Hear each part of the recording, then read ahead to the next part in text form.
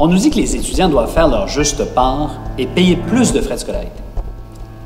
En fait, entendons-nous que la juste part, c'est un concept assez flou. À partir de quand une part est juste? D'ailleurs, qui décide qu'une part est juste ou pas juste? Notre ministre des Finances, Raymond Bachand, a dit que la juste part, elle est établie arbitrairement au montant que lui payait de frais de scolarité en 1968.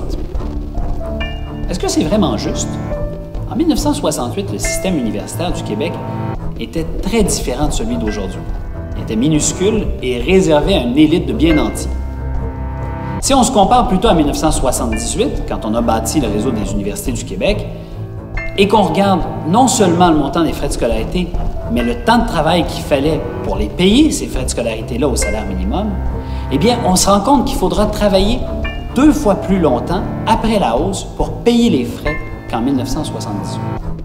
Est-ce que c'est vraiment ça, faire sa juste part, que de demander aux étudiants et aux étudiantes de travailler pendant 9 semaines pour payer leurs frais de scolarité?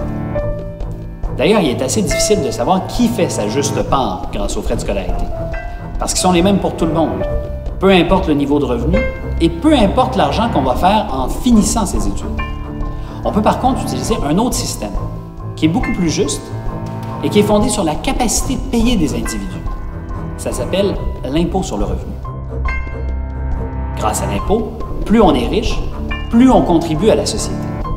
Alors, contrairement à ce que dit le ministre Bachand, on en a déjà un système qui permet que tout le monde fasse sa juste part au moment où ils ont l'argent pour payer. En diminuant l'impôt comme il l'a fait, en haussant les frais de scolarité comme il entend le faire, le gouvernement fait en sorte que les moins nantis contribuent trop et que les mieux nantis, eux, vont encore s'en tirer.